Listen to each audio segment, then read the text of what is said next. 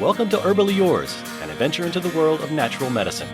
Here is your host, Dr. Ellen Kamai, the natural nurse who will help you take the leap to ultimate wellness. Greetings, and thank you for joining me, Ellen Kamai, the natural nurse, for another edition of Herbally Yours, right here on the voice of Nassau Community College, 90.3 WHPC.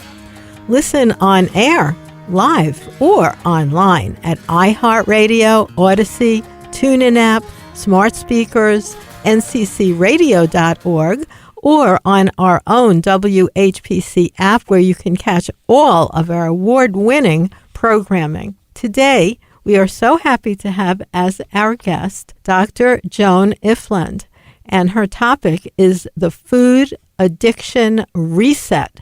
Dr. Ifland has been creating breakthroughs in recovery from food addiction from 1999 with her first popular book and her textbook, Processed Food Addiction, Foundations, Assessment, and Recovery, which was released by CRC Press.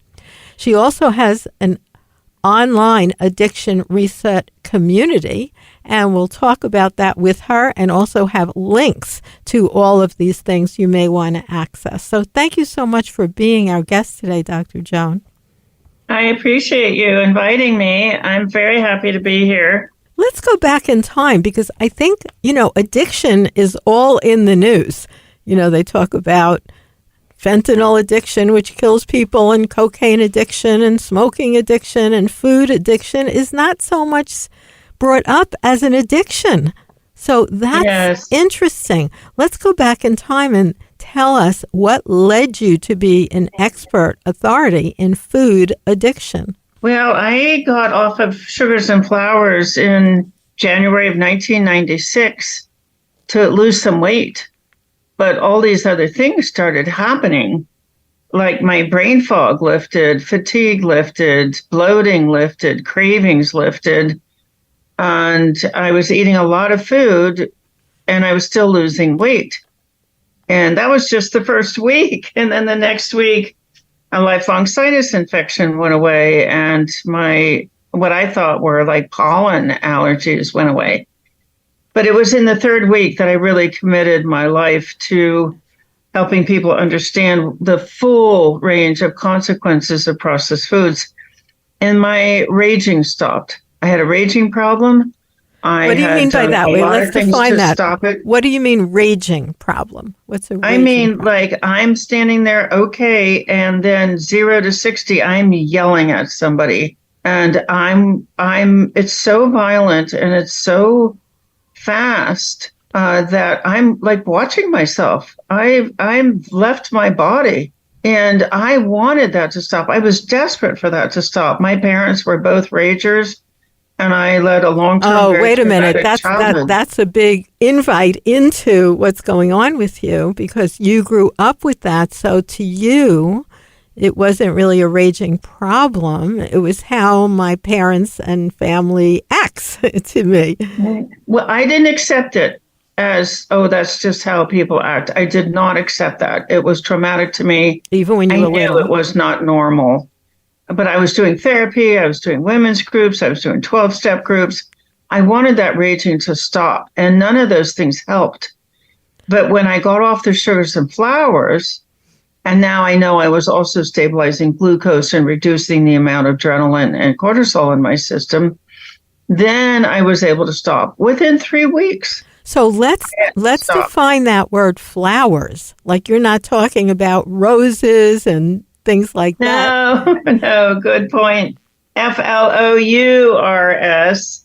It's any carbohydrate that's been ground into a fine powder. Okay, so even if it's something like you see sometimes replacements in the gluten-free category, you see sometimes tapioca powders, amaranth powders, which are still made into things that look like bread. Would that also be not on your list? Yes, it is the processing, Ellen. It's the making of a carbohydrate into a powder that enables it to be absorbed so quickly and in such a big quantity that it caused a craving, high, and then a crash.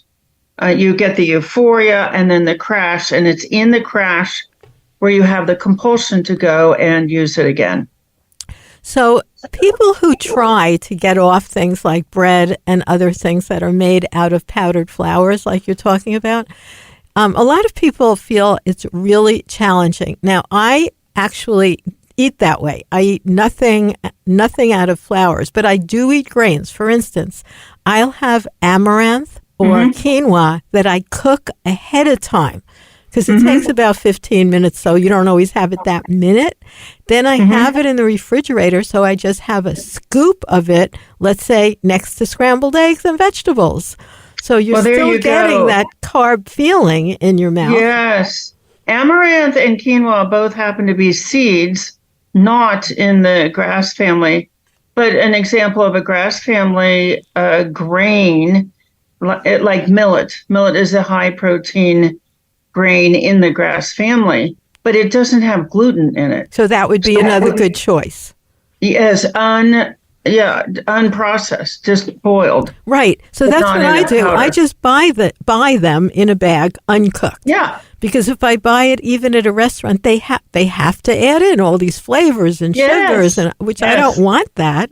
But Ellen, that's so smart. You're just rocking this. Well, I've been doing this a few minutes, or 60, or let's say 64 years. But you do need that grab and go, because when people are out, what is available for them? You know, it's so hard to eat what they call a gluten-free, and you're going further than gluten-free. You're doing sort of like baked goods-free and flour-free. Yes, it's the processing. It's when you grind a whole food into a powder. You know, just like, why is cocaine sold as a powder? Why is heroin sold as a powder? It's to facilitate the sudden rush. And so, as I said, if you eat millet, and it's just boiled, and you've done something lovely with it, like added some vegetables, and it's exactly what you say. If it's prepared, it's in the refrigerator, you've got a little container you need to grab and go. You just scoop out a scoop of millet or quinoa or amaranth or buckwheat, and you snap that into your container and you're out the door. So buckwheat is on your good list. I really like that too.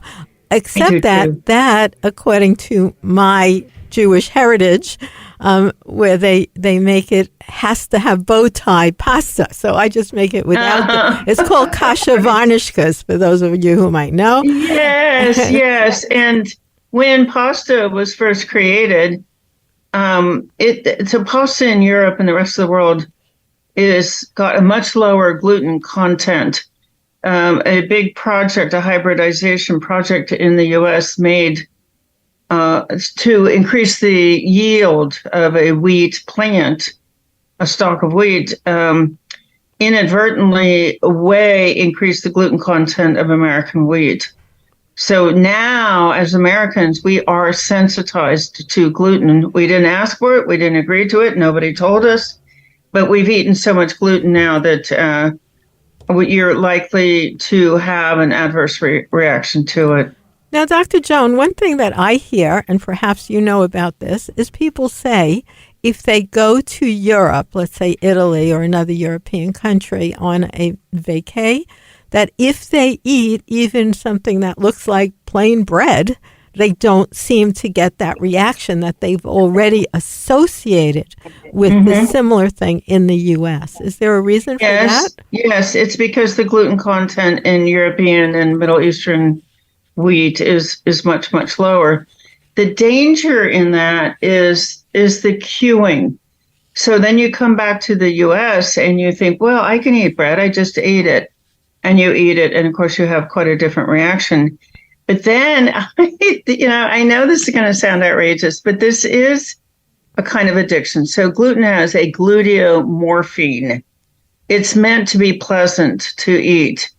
And Mother Nature just made our food pleasant to eat. It's not like you have to eat so you don't die. You like eating because you get a little endorphin high from it.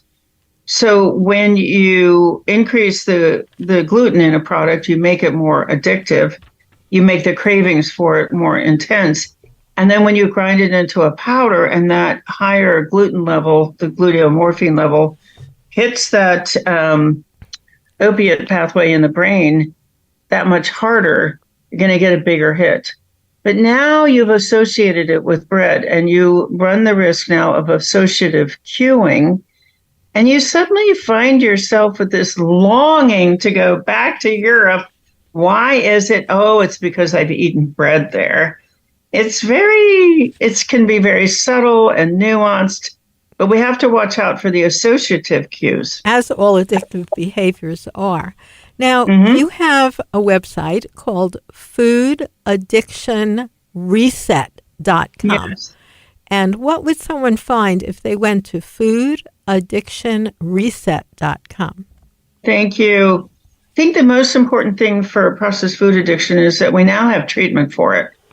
I have been studying this since 1996. So at this moment, that's 27 years. I've done a PhD in addictive nutrition, and I wrote the textbook full-time over 3 years. The evidence for what's been done to us is pretty clear. There's a lot of it. And when you piece it together using an addiction model or a cravings model, you get a very clear, startling picture that people are overeating and they're developing diet-related diseases because the processed food industry knows how to create compulsion. We're not making a decision anymore. The reward centers or the pleasure centers have got control of our behavior, and the frontal lobe, which makes rational decisions, has lost control. It's a competition between the frontal lobe and the pleasure centers. Okay, so what do you do about that? The number one thing to do is surround yourself with people who are not eating processed foods and who are healthy. Because the dominant force in the brain is the urge to belong, to fit in, to be a member of the club. Because whether you're an evolutionist or a creationist, the survival role of being in a tribe is paramount. We don't have long fangs and nails with which to defend ourselves. If a predator comes at us, if a lion is attacking our flocks or attacking our children, we only have the ability to band together, 5, 7 of us, get our spears out to fight off that lion and throw rocks or whatever we're going to do. But a single person does not have that. A single person is going to lose against a predator. So we've had thousands of years of creation. We've had millions of years of evolution theory. We are hardwired to band together. How do you make that happen? You've got to fit in. You've got to do what those people are doing before they're going to collaborate and cooperate with you. So that is what we've done at foodaddictionreset.com. We have created an online community, and we eat clean in a very gentle, patient way. We help other people to get off these very addictive substances, and we then start building skills, thought control. A big support system. And I want to remind our listeners that you are listening to Herbally Yours on the voice of Nassau Community College, 90.3 WHPC. You can listen live or online at nccradio.org or iHeartRadio and other venues wherever podcasts are played. And for more information on today's guest or topic, email us at whpc@ncc.edu. Our guest today, and we're so happy to have her, is Dr. Joan Ifland, who's a PhD and actually has a PhD in food addiction. I didn't know such a thing exists, but she is... There are only 2 of us. Really? And so she has a real specialty in this. And then, of course, she has the foodaddictionresources.com and then also foodaddictionreset.com so that you can find her if you feel this might be your problem. And what about the fact, Dr. Joan, that they promulgate a concept of that there's a diabetes epidemic as if it's catching, which it is not catching? Oh, well, hang on a second.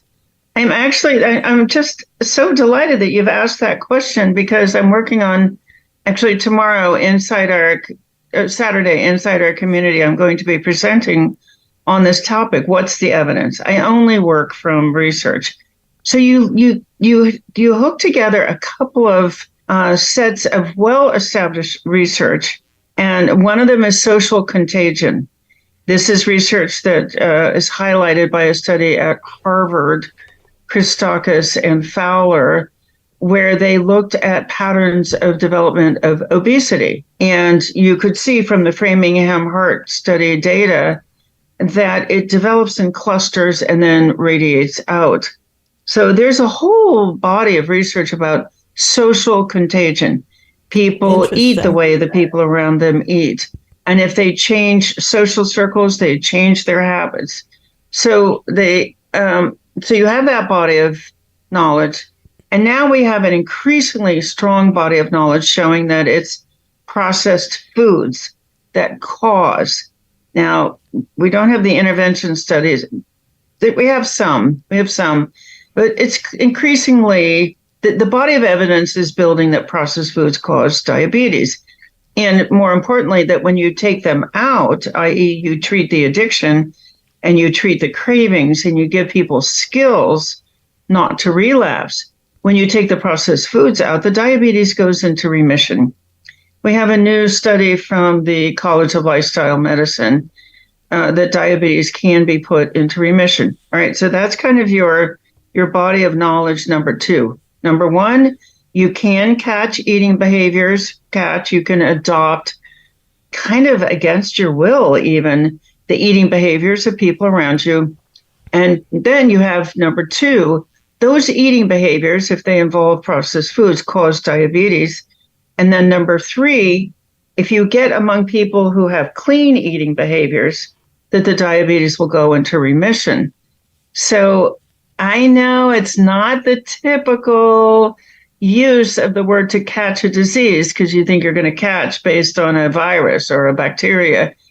But this is catching based on that survival instinct to fit in with other people. That's an excellent example. Yeah, because I was just thinking of like my husband, who's Italian. So he grew up in a household and there were a lot of kids there where everybody ate like spaghetti and Italian bread, kind of like every single day. And they were all very heavy, including him. Mm-hmm. And when he got to be a teenager, he suddenly was interested in dating girls and read an article in a weightlifting magazine. That was his first thing he ever saw. He was already a teenager, that what you eat might be linked to your weight. Oh, yes. Isn't that amazing? So he changed his eating, much to his mother's chagrin, saying he's not going to eat the pasta every day. And he lost really probably close to 100 pounds. He also started working out and he was like a whole new person, which he still is. He's 75 and in excellent shape now. Oh, cool. And he eats pasta a little, but not like he did. But it was like recognizing that it wasn't just genetic, that it had to do with what we put in our mouth. Oh, gosh, Ellen, that is a great story. But it's also a great story, but it's a very admirable story. It's an impressive story because he had to decide to be different from his family. Right. That was the hard part. And your brain will only sustain that for so long. People get upset because they've relapsed after 2 years or 4 years or even 10 years. And I think it's because of the evidence that their drive to belong, their drive to be included, their drive to be to fit in and to be an insider, in with the in crowd. So when you're saying relapse, that would mean someone would, let's say, come to foodaddictionreset.com and decide to join a community where they're getting support to make the decision to eat no flour, right, and gluten-free, not just gluten-free, by the way, because all those commercial gluten-free products are loaded with all kinds of flour. Oh, yeah, that's just another processed food. Yes, it's gluten and flour and all kinds of sugars and sweeteners. It's excessive salt, it's dairy, it's excessive fat, it's caffeine, it's food additives. It's one of the reasons why processed food addiction is so hard to give up. It's because you've got all four of the major craving pathways are activated. So cravings easily overwhelm rational thought. it's a mechanical problem. It's But not how long willpower. do you find if someone were to make that commitment? The first thing is you have to go shopping for the good stuff because you have to Yes. have the food there. You can't feel in a total state of, not having. Yep. So you have Yep. to have all your excellent food, like what your breakfast foods. What would you recommend somebody has ready to go for breakfast, let's say? Well, you need a protein. So if you're a vegan, you need Venison. the quinoa, the amaranth, the beans, the lentils, or millet. If you're an animal protein eater, then you can have a breakfast steak, or you can have a couple of eggs, or you can have a pork. With what? With fruit and a starch. Or like I'm now 71 years old, I can't eat that much starch anymore. So I would have a breakfast protein with, like chopped liver. This morning I had a chopped liver. I had chopped liver and an apple. And I had a lamb burger, which I cook ahead of time and then freeze them and then take them out and let them defrost, and a scoop of quinoa and a stick of celery. Perfect. Oh, perfect. Yes. No bagel, no Yes. bread. No, but I did have No. coffee. Wait. I did have organic Oh, coffee. well, we're all in this. We're all in some kind of progression. It's there's no arrival place. But it is interesting with the wheat and the sugar. That is something that people have trouble giving up. But there is a point, I will promise you. I don't know if it's 3 days in or Dr. Joan, how far in do you think where suddenly it's okay? Like You pop out of it. Yeah. You pop out of the cravings. They're 4 days. It's a 4-day acute phase of withdrawal, the most severe withdrawal. There can be like another uptick at day 24, and then you're just spending years recovering your cell function, etc. But I think that the thing to understand is, yes, it's very hard. It's a lot of different substances. Sugar has been shown to be more addictive and destructive than cocaine. It starts in utero and it never lets up. You have a predatory environment. Everybody around you is eating it. The queuing, the advertising, the availability is relentless. So yes, this is a particularly hard addiction to give up unless, and this is what I've spent these 27 years understanding, you get into an immersion online community. And I've seen people who had given up hope, just within a couple of days, they're eating clean. Why? It's because that drive to fit in, it'll either kill you if you're around people who are eating processed foods and being sick from them, or it will make you super well if you're around people who are eating clean. And it turns out that that particular mechanism in the brain is activated over screens. So you can be sitting in your living room on, we call it the ARC, the Addiction Reset Community, and you can be sitting anywhere in the world you get on that screen, and your brain will be led to fit in with the clean eating people on that screen. So you need that support, even if it's not going on in your identical household. And of course, there's all other kinds of things that we may not get time to discuss about. What happens when you start changing about the other people feeling like you're leaving their group? I mean, the people in your house who are eating the junk food and processed food. Brilliant. They will try to grab you back. Oh, but I made this just for you. Oh, but you deserve this. Everybody's eating this. You can eat this too. You could have one bite. No, they don't like a member wandering off of any group, whether it's a family or a workplace or a faith organization or a circle of friends. No, people don't like it when somebody wanders off and starts eating clean. That there will be pressure to come back into it. But I will give you an example, 2 real quick examples of how this works. Please do. How easy things become when your urge to fit in is being activated by a group of clean eaters. So we had somebody come into our community on a Monday. They did well during the day, and then their family had a dessert out. They ate the dessert. We never condemn anybody. We're just like, this takes time. You're going to build some skills. Don't worry. And so she said, well, I'm not going to get into trouble. And she ate it. Same thing Tuesday. Wednesday, she gets to the evening and she says, I could eat that. I'm in an understanding community. but I don't want it. Brand new thought.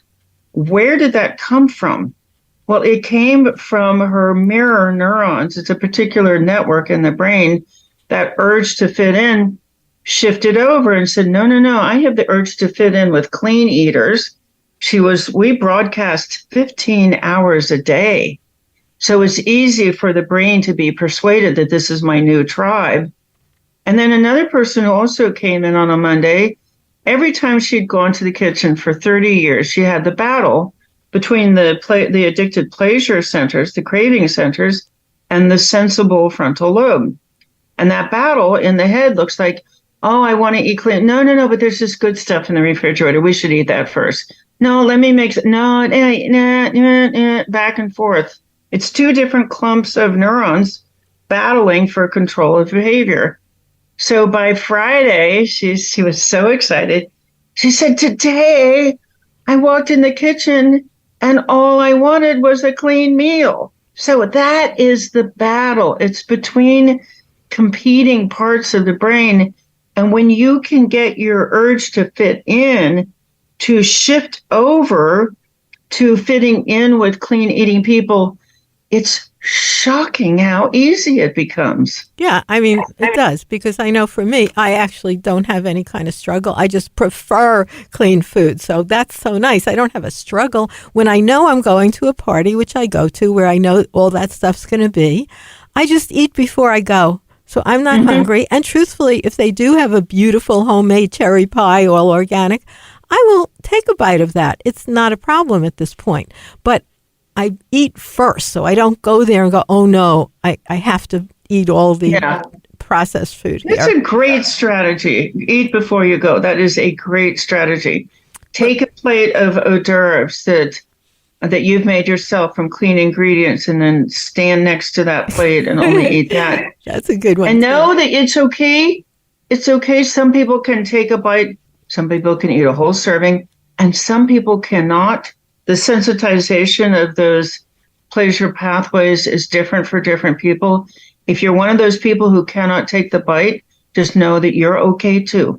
Well, I want to thank you so much for being our guest today, Dr. Joan Ifland, and her wonderful website, foodaddictionreset.com. Visit that if you'd like to reset your issues around food. And I want to thank all of you for listening and for tuning in to Herbally Yours, produced in the studios of 90.3 WHPC, Nassau Community College in Garden City, New York. For further information, email us at whpc@ncc.edu. This is your host, Ellen Kamai at naturalnurse.com, inviting you to join us next week for another edition of Herbally Yours. Until then, stay healthy.